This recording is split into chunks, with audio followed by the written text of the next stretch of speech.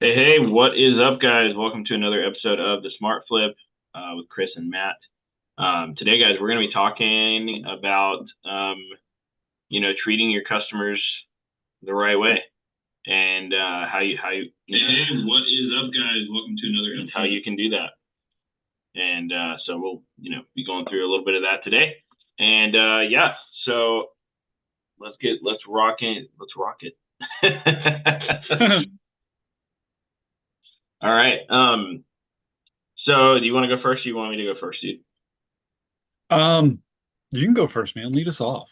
Let's talk about how Chris Schroeder provides a quality customer experience for the people that he does that you get products from, that you resell to, and all that. For sure. So, the way I usually do things is trying to make sure I gather the whole thing here from like messaging to the the end product of like following up. Okay, so I'm just gonna go from I get the lead. All right, we get the lead, we negotiate, and then we either agree or we don't agree, right? Hmm. And Hmm. I'll give you guys an example of yesterday. So yesterday was a good example. I had a guy call me yesterday and he was like, "Hey dude, I'm looking to sell my Google Pixel stuff and I'm looking, to sell them today." And I'm like, "All right, man, no problem. Let me get you some prices." I got some prices for him as he was listing everything out. I started asking how his day was going. He was like, "Oh yeah, it's going pretty good." I'm like, "Why are you trading in your phone or trying to sell your phones?" And he's like, "I'm just trying to, I upgraded to the Pixel 9, so I'm just trying to get rid of these." And I was like, "All right, cool, man. Well, here's my offer." And so he wasn't super happy with the offer. Um, I mean, I did kind of lowball because Pixels don't sell as fast as Hmm. like Samsungs or iPhones, and they don't usually sell for the price that you see them sell for anyway. So, Hmm. and I kind of let him know that too. I was like, "Look, man, we don't do a whole lot of Pixels. We do mostly iPhones and Samsungs, but I'm willing to buy your stuff here, um, Hmm. and I can buy everything for 350." Hmm. And and he was like, "All right, well, let me check around a little bit." And I was like, "Hey, cool, no problem, dude. I want you to get the best, the best amount for what you got here." Hmm. Uh, and then later, I was picking up a 12 Pro Max that I got for 200, and I was like, "Hey, you know what? I should probably follow up with that guy. It's been about 2 hours, and I'm gonna see, if he has Hmm. if he's found anybody else." I reached back out and I was like, "Hey, have you sold those pixels and stuff yet? Have you found a better buyer?" He's like, "Nah, dude. A lot of these other guys don't buy pixels and things like that. You were like the only one." And I was like, "All right, well, like I said, dude, I got your cash on me now. I'd love to Hmm. meet up with you and buy your stuff." And he Hmm. was like, "All right, I'll keep it in mind." And then literally an hour later, he called me and he was like, "Hey, look, uh, I think you're my best bet here. I'd like to sell my stuff to you. How does this work?" And I was like, "So I'll be meeting people at the Starbucks out here at 5 o'clock. Hmm. Make that time." And he's like, "Yeah, I can do that." And so we met up. We had a great conversation. I looked through all of his phones and the tablet he had and everything. Um, and we had a really good conversation. I was just kind of asking him how his day was going, what he was looking to do, where he was originally from, just getting to know more about him. And Hmm. then I bought his stuff, and we did the bill of sale, we did all the stuff, and he left me a Google review. So um, Solid. it was a good deal. Yeah. So, and that's kind of how a lot of my deals go. I just, Right. if I don't close them right away, I follow up. And I try to make them feel at ease um, when they're doing a deal with me. If I can make them feel at ease, the likelihood that they actually sell more stuff to me is very high. Yeah. So um, now there are certain times where I'll buy my customers a Starbucks drink, or like it kind of depends on how it goes, right? It's not like the same cadence for every single person. And I do have a breakdown of this actually. We actually broke this down in Recelerator um, because one of my mentors actually recommended that I break it all down. to the point where like it's easy to follow. So let me actually pull that up really quick. Let's see it. It's actually in our course on how to deal with your customers. Um, yeah, the meetup with customers breakdown. This is pretty long actually. Um, so you want to break the expectation. So I'll kind of go over that a little bit. What I mean by that, because a lot of people, whenever they deal with phone flippers or resellers, um, they're expecting almost like a one night stand type of activity going on here. Like Right. being Hmm. real, like that's what they expect. They're like, I'm gonna get in, I'm gonna get out, I'm not gonna get robbed. Like it's how it's good. Like that's what a lot of people are thinking. Trust me. Um, True. True. so the scheduled meetup model, determining the meetup location, meeting the customer. Oh yeah, shake hand firmly and compliment something. That's something I do a lot of. I'll either compliment somebody's shirt or something like that. I'll either sometimes I will buy and give them something. Hmm. So like if the profit's good enough, I'll buy them a Starbucks drink. I have no problem with that. It's just a write off at the end of the day for my business. Um, Right. or if they're driving to me, what I'll do is I'll be like, hey, I'll pay you, I'll buy you a gallon of gas. All right. And I'll just give them $5 extra. And they're Yeah. usually really cool with that. Um, I usually ask about their day. And then I'll ask a non-asking question for their phone. I'll be like, hey, is that the device? Like something like that. Not like, give me the device, let me check it kind of thing. I'll check the item, make sure everything's signed out. We'll reset the device. We'll fill out the bill of sale. I'll give back their license, cash, or Cash App.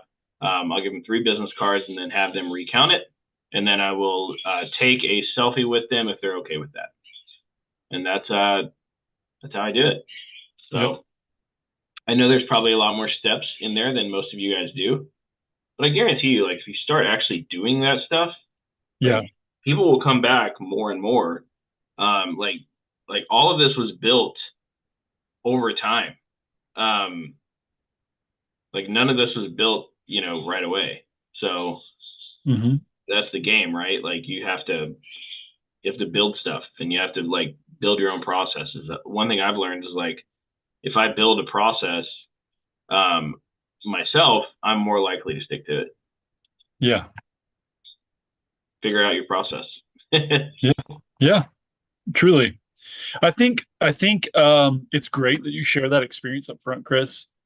For everybody that's listening and watches this replay, obviously you guys are all going to have interactions with customers, and I think the thing that people really got to remember is it doesn't matter what kind of industry you work in, you're always going to be dealing with people on some level.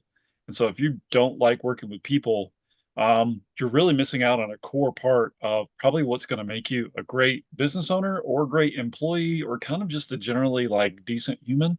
Um, but there are 3 things that I heard within the context of what you were talking about, Chris. There's a level of customer service that's online, there's a level of customer service that's in person, and then there's also a level of customer service that's over the phone. Yeah. Um, and I think that that would be a great context to try to maybe take this conversation and splice it into the kind of those 3 approaches because when people say, "Hey, how do I handle my customers?" That it's hard to kind of like nail that context. Okay, are we talking about when you're because the way people communicate, I mean, I'm pretty sure that you and I feel the same about the way people communicate over the phone and closing a deal over the phone versus closing a deal over the Mm-hmm. computer versus closing a deal face to face. They all go different, don't they? They do, yeah. I mean, I even go as far as to say like the texting and messaging is like level 1 conversation.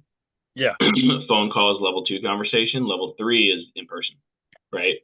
So yeah, like if you can number one kind of be congruent across all, right? yeah, Like yeah.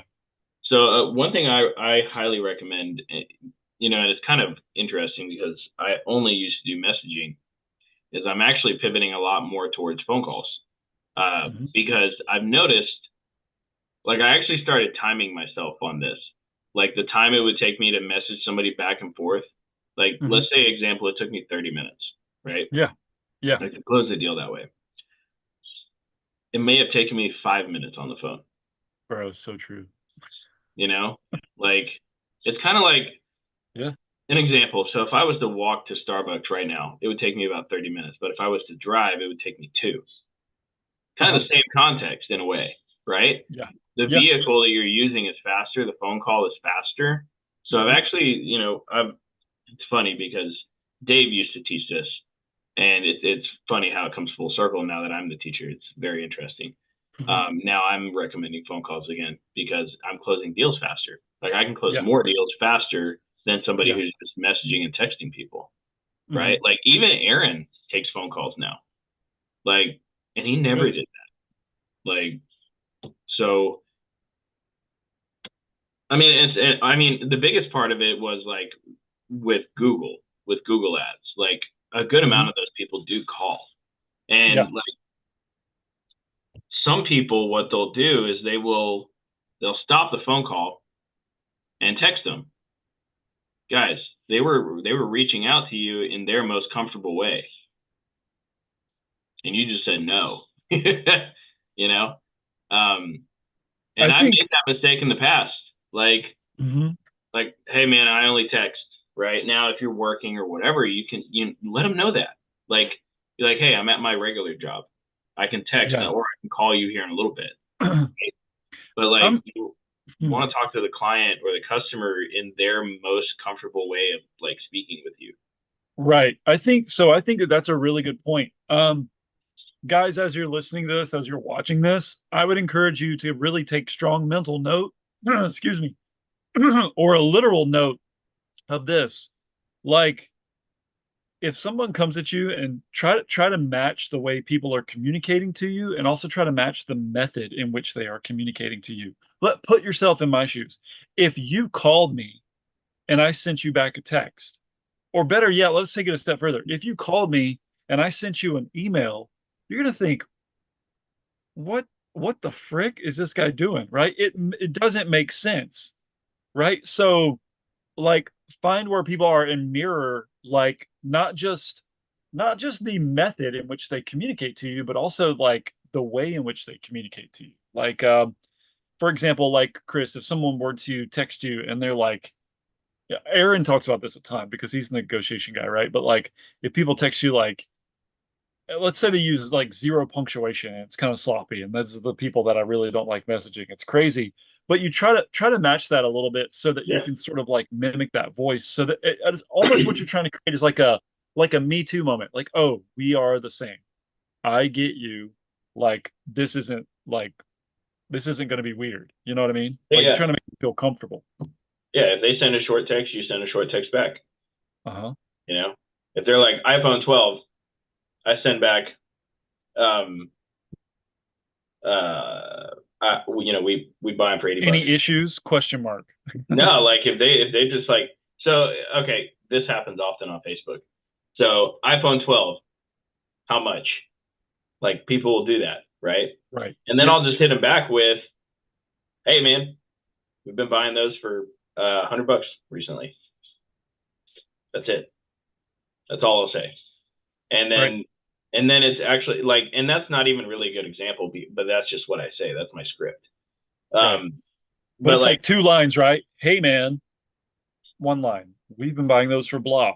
Second you line. could even make it shorter. It really depends on like what the message looks like.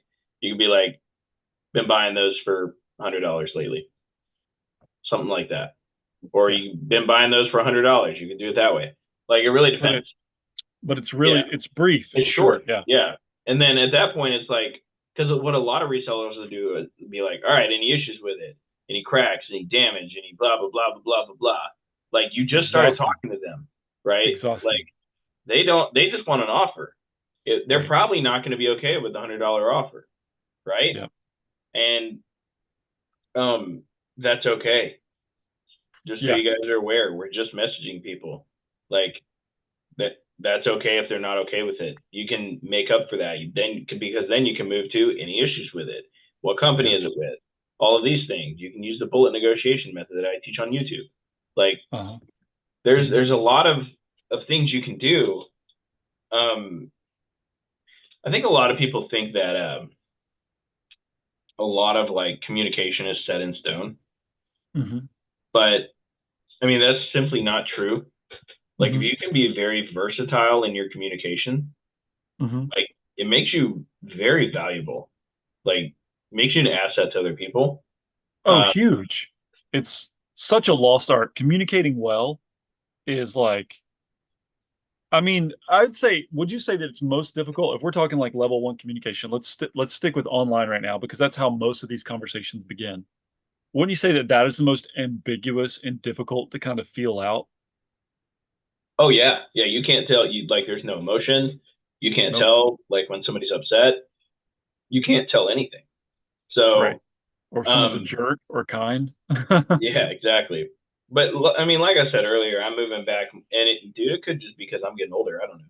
I'm almost 30 now, so Ooh, like back in my early 20s, all I wanted to do was message people because that's just who I was. I didn't want your comfort phone level. Yeah. calls. Like, okay, boomer, like that's how it was, And now, as I'm like aging, I Hilarious. guess it's like, Yeah, dude, I want to get this thing done as fast as possible. Call me, you know, like sure. let's hop on a Zoom call. Like let's knock this thing out. Yeah. Like I But don't I, have time to just like chit chat back and forth here because I'm wasting 30 something minutes when it yeah, could have been done in like five.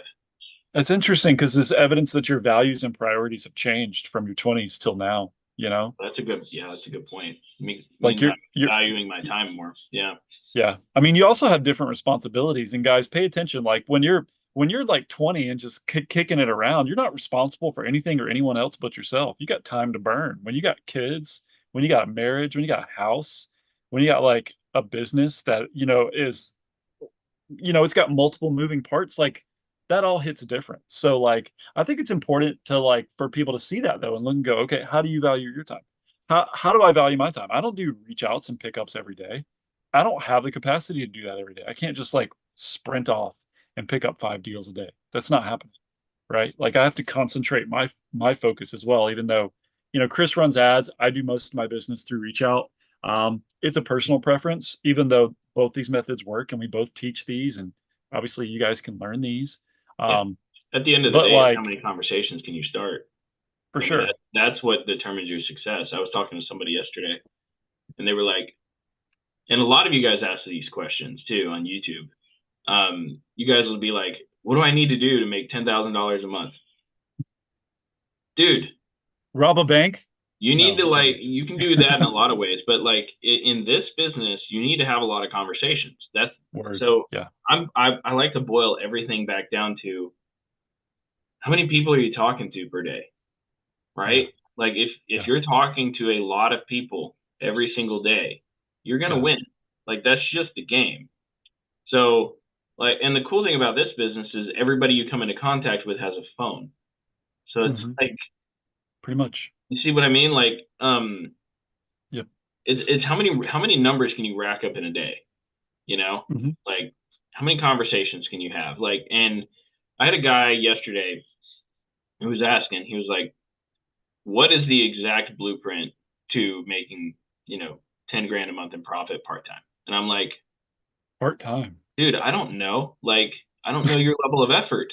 Like, I can give you the math, but are you gonna do it? I don't know. Like we have our guarantee and recelerator, but like Hmm. that guarantee is contingent upon whether you actually do the stuff, you For know? sure. Yeah. So it's like, and if you do all of it, Yep. and you still don't get the results, we work with you for free until you do. So it's like, but the thing is like 20 reach outs a day minimum, follow up with your leads, talk to your leads, track your Right. numbers. Like all Yeah. of these things are really important. And if you do them, you will win.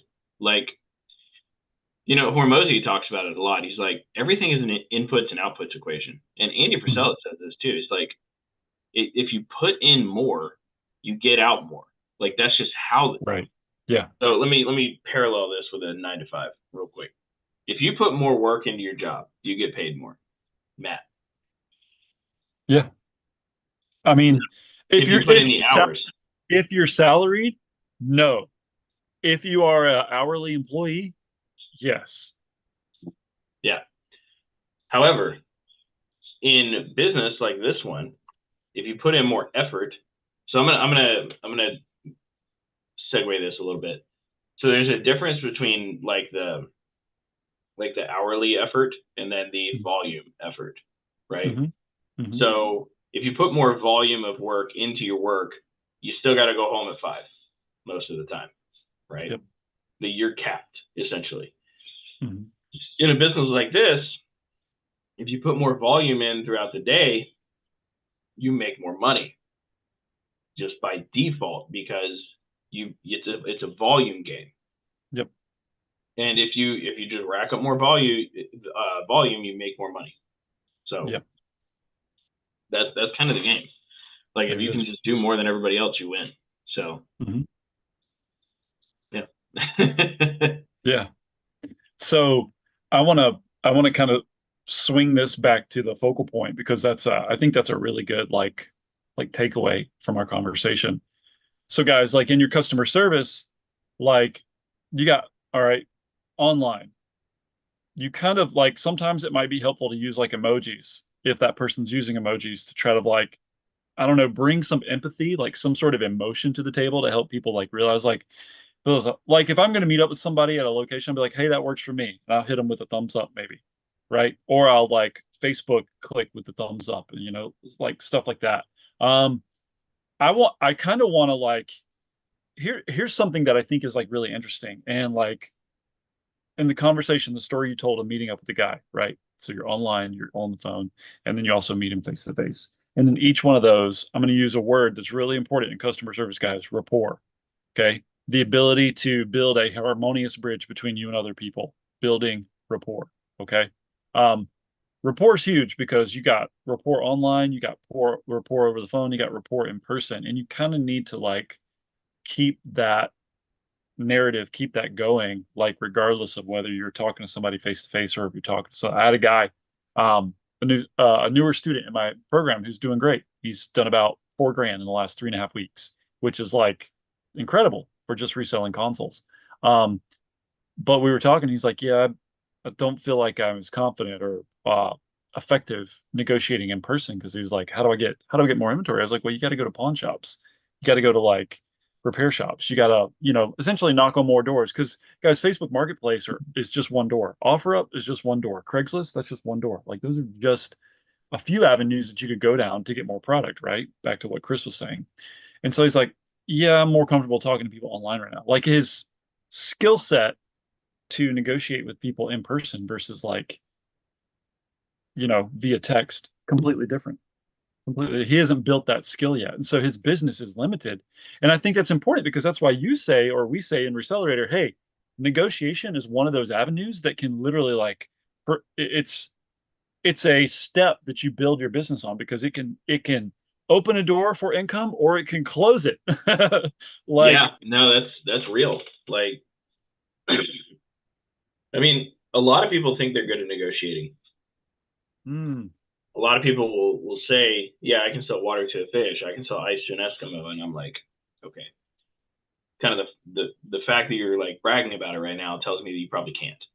Like, yeah, and guys, I don't. The way that we negotiate in this business, like if you watch me and you watch Aaron and you watch Matt, it's not even quote unquote like negotiation. Like it's you're just having a conversation hmm with people and hoping or aiming actually that you both win at the end of it. yeah, That's kind of the game here. Like if you watch our conversations, they're not fancy, they're not right. sexy. They're not. We're not dropping zingers, man. Like not happening. Like it's all right, hold on. Let me find a combo. I gotta do the thing. Let me find an actual conversation here. Um and you can go through anything else you want to. I'm gonna see if I can actually find a real conversation here. Yeah, for sure. Um, well, I kind of want to make a point, like if you can't interpret the like you need to kind of get a slight feel in your conversation with people as to like um what type of person you might be dealing with. Like, and I think it's important. Like if I'm online, I'm gonna look at somebody's profile, okay? I might look at other items they have for sale. I might look at their description, but all of that is kind of giving me insight as to like, is this person very thorough or not? Look at the condition of their stuff. Look at all those things. It gives me a vibe as to like, what can I expect from this person when I meet up with them? Um, but then also when I look at their communication, right? Do they send me like a paragraph worth of information with no punctuation? Or are they very succinct in the way that they talk? You can tell how organized people are in their thoughts and in their almost kind of respect towards other people by the way that they communicate. And you can kind of make deductions based off that information. You bring that like to your brain and you go, okay, what type of person am I dealing with? This person over here listed an item with a half-eaten slice of pizza and an old Subway wrapper in the background, laying on their bed that isn't made, and that Oculus looks dirty as F. Like, what am I going to do with that thing? Right? Okay, that's a type of person. I'm guessing the way that person communicates is probably consistent with the type of lifestyle they've chosen to live. Okay. Whereas if you see an image that's it's nice and curated, it's almost kind of staged, maybe on someone's like kitchen counter. The person has given you all the details, the pricing, the item, how they use the item, right? And then you see they've taken multiple photos. Okay, that person is tight. Like they have a order to their life and structure that is probably going to create a more respectable encounter. I bet that that item might also probably sell for more on eBay than the other person that we mentioned, type A person versus type B person that I'm talking about now. All of this is information you can kind of rally to your brain when you start communicating to kind of also like help you in the way that you build rapport with that person. You just have to realize what type of person am I dealing with and how do I communicate to them? And I think some people they don't make those deductions like as shrewdly as you probably should. Like you need to know before you meet this person, can I trust them? And Chris does a lot of phone calls. I don't do a ton of phone calls. Okay, but I'm very good at negotiating with people online. But the last time I was on a phone call, like I got the guy to come to me because the moment he heard my voice, he could hear the warmth of my voice, he could hear the kindness, he could hear my willingness to like work with him and want to help. And when you throw a like iPhone 12, how much? $100. Like that could be $100, bro, or it could be $100. I hate you. You know what I mean? Like Yeah. there's just no context for understanding how I'm saying that. But when you can actually hear someone's voice, you can see that. Now, when you can see me and I'm like, hey man, yeah, well, I'd love to offer you more, but best I can do right now is $100 because of the way that these other phones are impacting the market, right? Like you see the empathy, you can actually look at my eyes, like it all hits completely different. And so like I'm saying all that to kind of like help people understand and kind of package this in a way where people go, oh, okay, maybe that's why I suck at negotiations online is because like I don't try to match the voice that people are communicating with me. Or maybe because I'm so much better talking to people face to face, I need to drive my ads more to talking to people on the phone and then work on my online negotiation skill. And when I get that better, I bet I'll be closing more deals and making more money. If your negotiations and customer service is not sharp, I guarantee you guys, you are probably consistently like leaving money on the table. Like that's why I think this is such an important deal. So, Chris, you were looking for a conversation. I'm guessing you found one. Actually, all of my conversations have been phone calls here lately. So no, Oh, I didn't. what can I say? I've been closing a lot more lately because I've been doing more phone calls. So it's kind of like, Yeah, I mean, I have the recordings of the phone calls, and I sure. think I'll do that. So I'll let people listen to that so they can kind of hear my voice a little bit. Yeah, let's have it. So let me do that.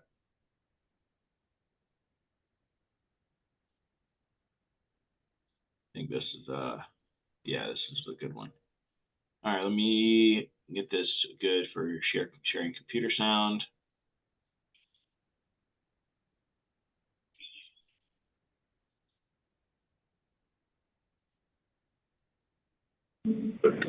Hello, this is Chris with Bell Electronics. How can I help you? Can you hear that, Matt? Hi, yes, sir. I see that you guys buy electronics. Do you happen Can you hear that, Matt? Yeah, for sure. Totally. to buy anything Pixel related? Like Google Pixel? Yes, sir. Yeah, sometimes. What you got? Okay. So I've got a Google Pixel tablet, the new one that comes with the speaker dock. I got the original box, everything with it, a couple cases to go with it. I've got a Pixel 8 Pro, 128 gig unlocked. Works just fine, no scratches, no nothing. Got a screen protector and a case, day one. So there's no physical damage, no nothing like that. Also got a Pixel watch to go with it, the first generation. Move this forward a little.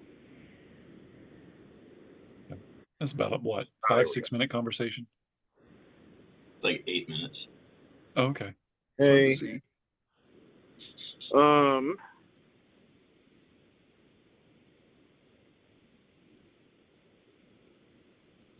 For free, you know?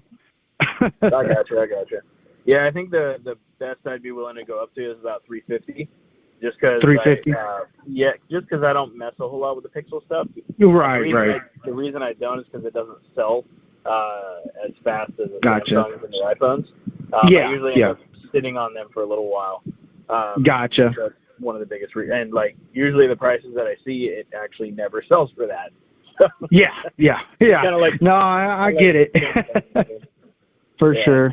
So, I mean, based on what you guys can hear, we're having a pretty good conversation.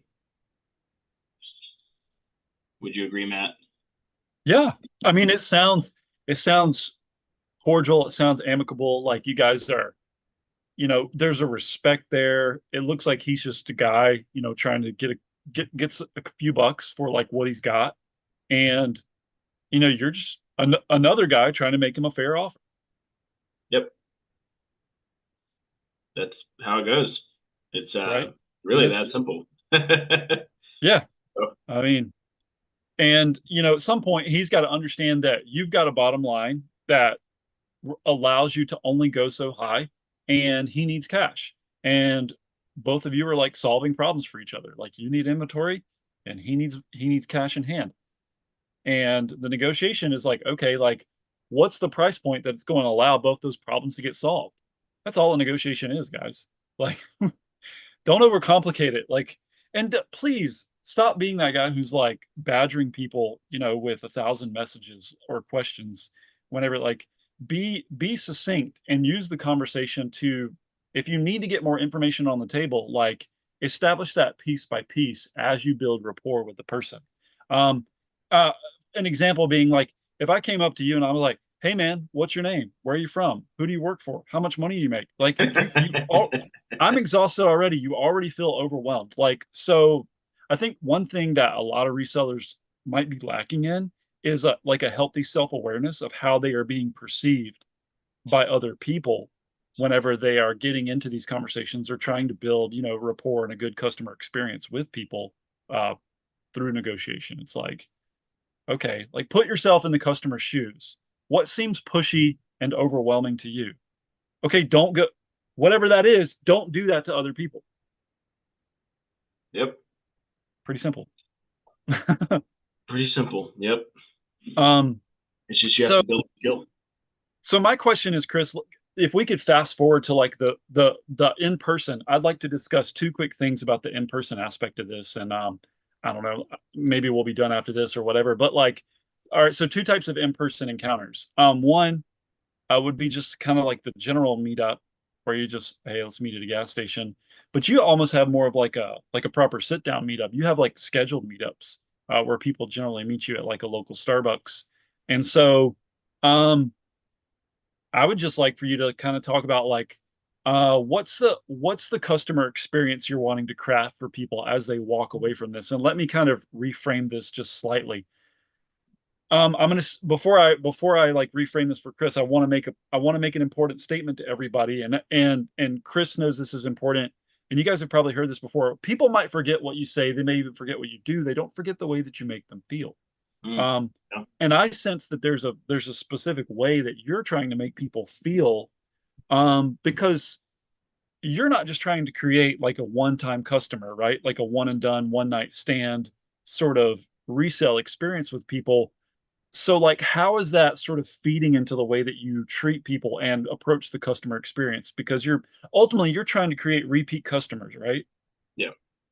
All right. So could you break that down for us?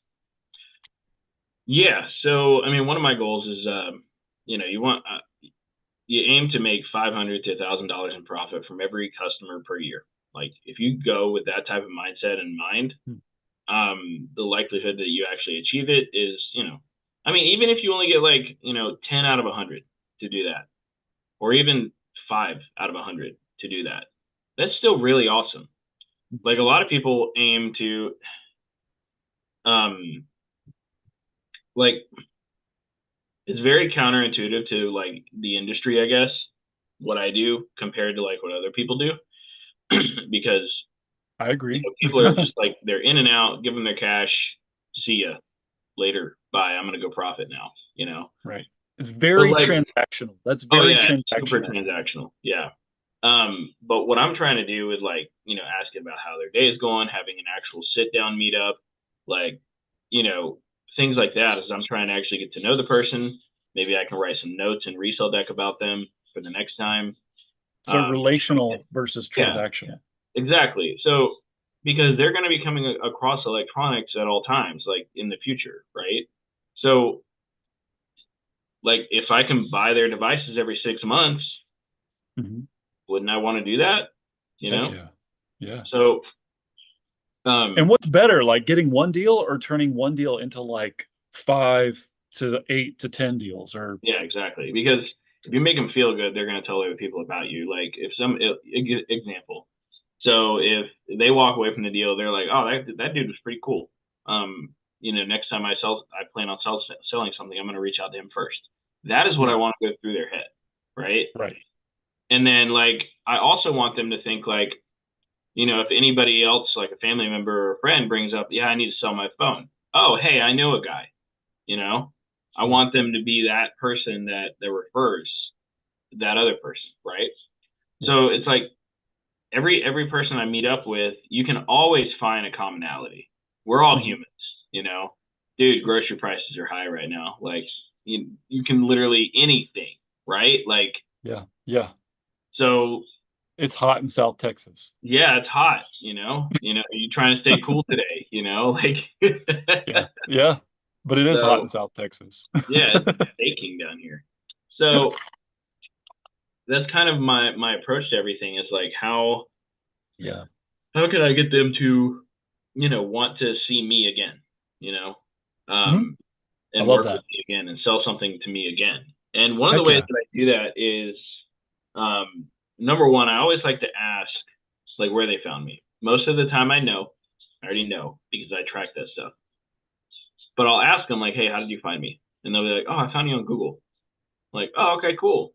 Where was I ranked at? And they're like, oh, you were like right below the Eco ATM or right next to it or something like that. Yeah. The reason I'm getting them to say that is because I want them to remember that. Right. So, and then as they're leaving, I try to push for the Google review as well, because not only like, because I at the beginning of the conversation, I started there, right? And I want to end there too. That way they remember to go back to just, if they can't find me for some reason, they can't find a business card, they can just go to my Google profile and like they already know how to get there because they've done it before. So, right. Yeah. So, I mean, those are some things that I do, but I aim to try to give the customer a really good experience, which means, I'm going to, I'm going to sit down with them for 5 to 10 minutes, do all the stuff, right? Yeah. Do it that way, do it right. And also building that relational equity too. Like if you have to like reappraise a phone, like in person, it massively helps if you have that like equity built with that person already. Because no one likes hearing that you're going to pay them less money for an item. Yeah, exactly. Yeah. Oh man, hey, you didn't let me know that thing was cracked, bro. Like, but like if you already have the equity built with the person, they're like, oh, you're right, I didn't do that. My bad, dude. Like, that's happened to me a lot. Like, it's actually been a very long time since I've had a like quote unquote disgruntled customer. So like that just kind of doesn't happen anymore, just because I've gotten pretty good at the customer service side of things.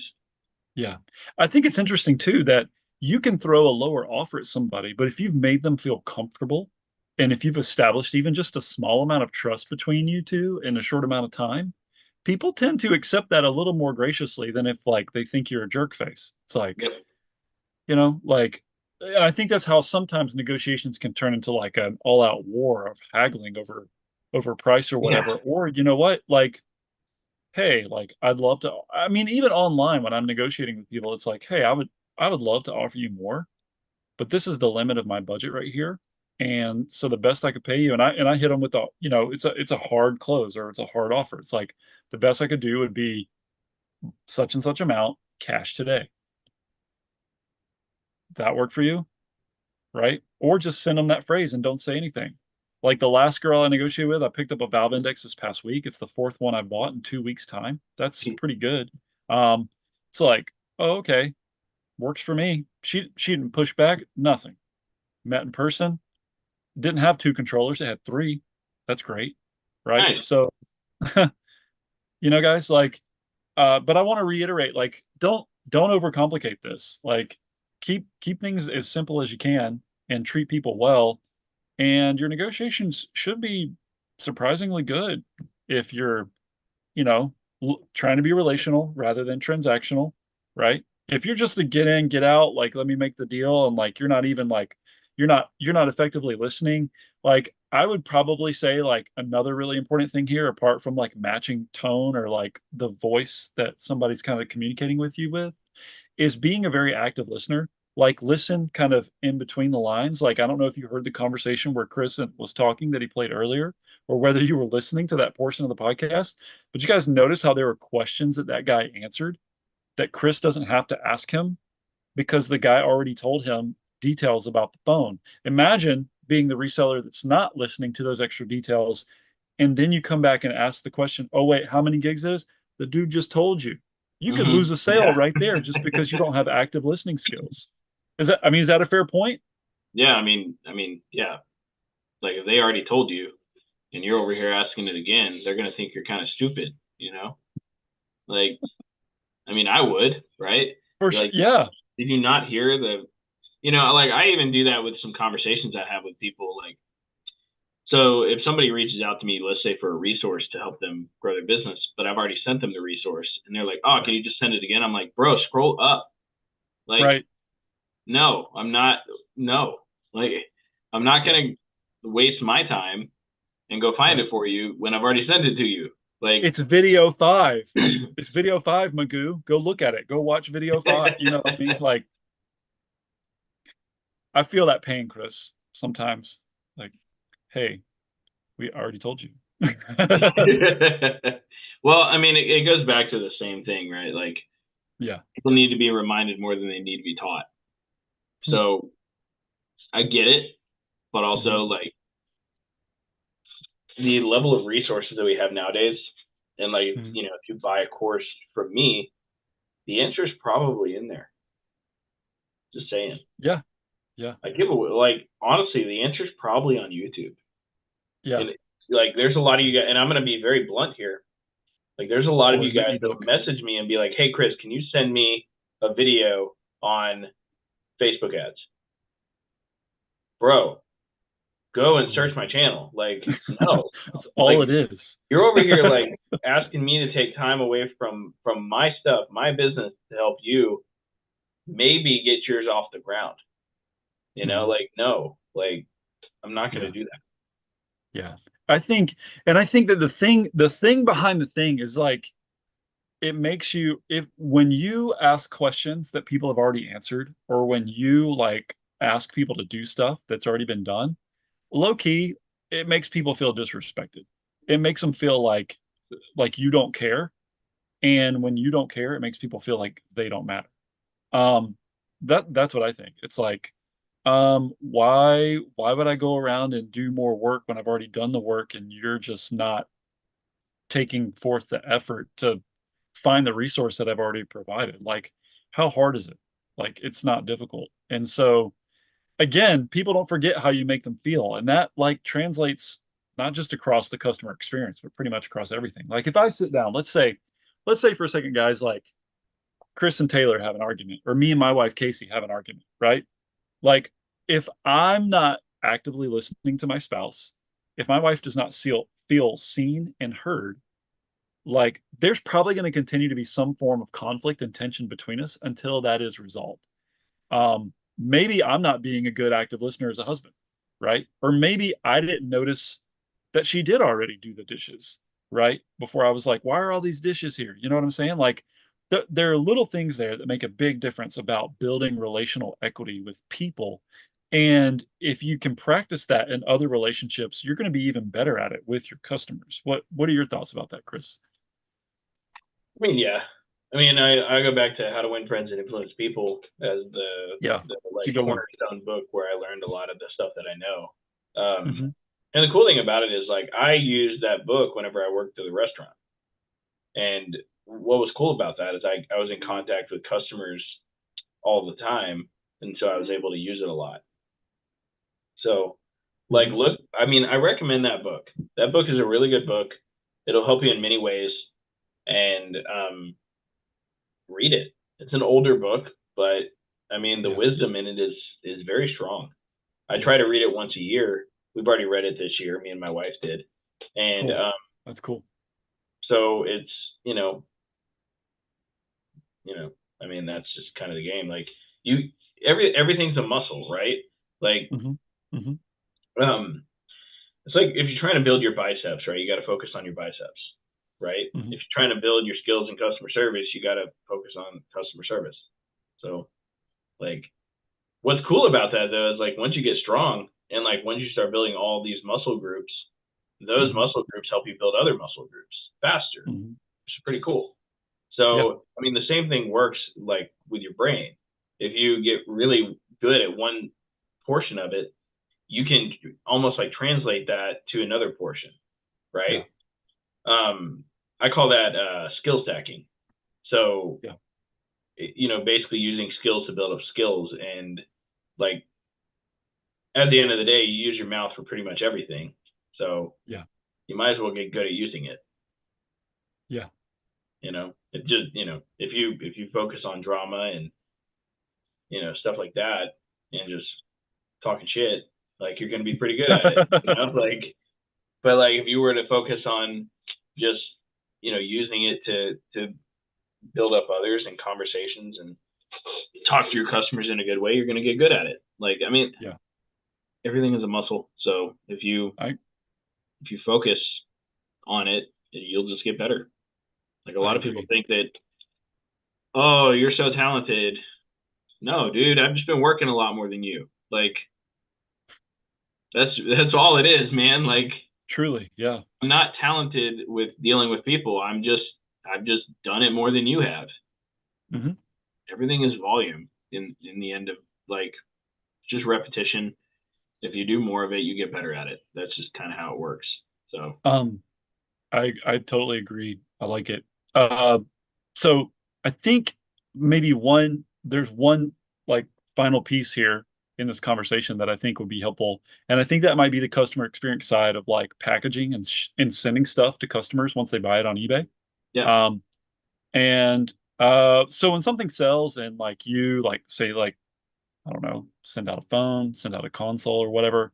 Like, what's your take on the type of customer experience you want people to have when they're buying from you on eBay and they receive their product? Um, well, the first thing I want them to see is that it's packaged well. Like, I don't want it to Yeah. be moving around in the package, right? Yeah. Like, before we fully send something out, we always do a shake test to see if it's moving around or if it's gonna break. Like, I have never had once I had one package break, like Yeah. in the Like a package. console in a box, like you shake it. Yeah, like I want no sound, Right. like I want it to be bubble wrapped to the point where there is absolutely no sound at all. Yeah, it's tight. Yeah. Yeah.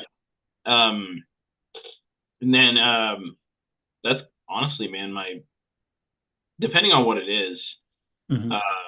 like if it's a phone or something like that, like an expensive phone, then I'll package it differently, right? Um, Yeah. like sometimes what I'll do with a phone is I'll put it in also to save myself money. I'll put it in a small flat rate box, Hmm. priority. Hmm. and then I'll actually put that box into an envelope, and Nice. that way it's even more packaged. But it also saves me money at the same time because I'm not actually sending it priority. Yeah. I'm actually sending it USPS ground, and like it saves me $5, but it also makes the package look, very good because there's a box inside of the bag that's protecting it. So, Yeah.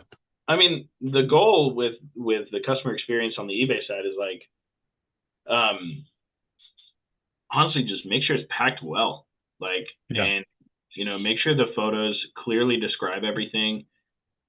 Make sure they know what they're getting. Here lately, with like phones specifically, um, I've been messaging them beforehand, being like, if it's like a check ESN phone or something, I'll just message them beforehand, and be like, hey, this phone can't be activated. Like, just double checking before I send this thing out.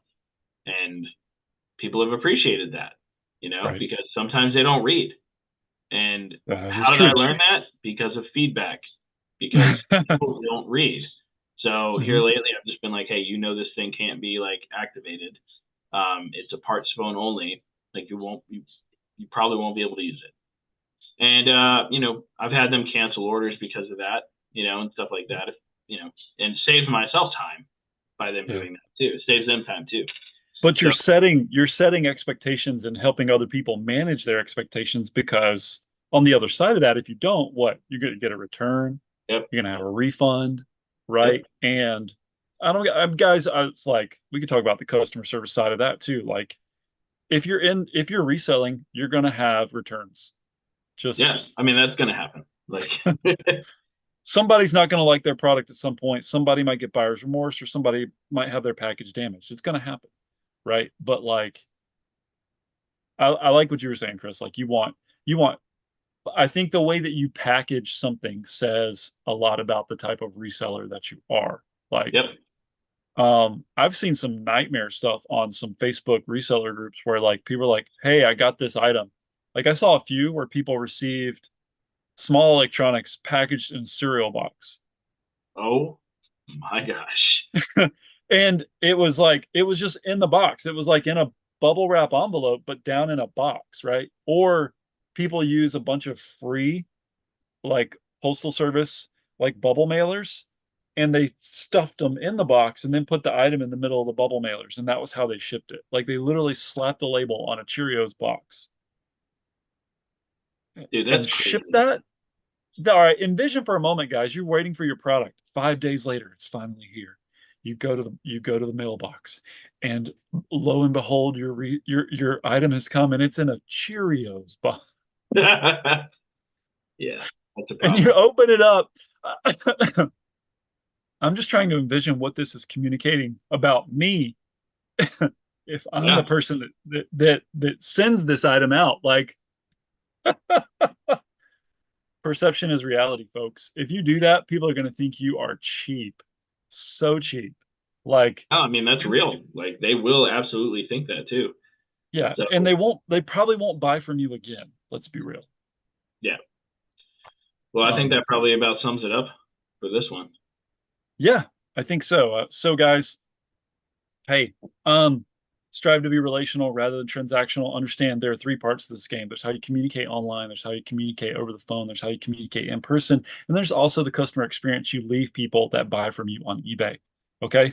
But I think if you're trying to craft a great customer experience and putting yourself on the receiving end of how do I like to be communicated to, how do I like to receive my products, you're probably going to make a pretty wise and sound decision in the way that you're progressing forward with your business. So like simplify, you know, and go back, re-listen to this if you have to. Listen to some of that conversation with Chris. Take some notes, and if you're struggling with negotiation, just keep trying fresh ways to feel connected with people, and you'll get there. Awesome. All right, guys. Well, we'll see you guys next week. You'll have a great day, and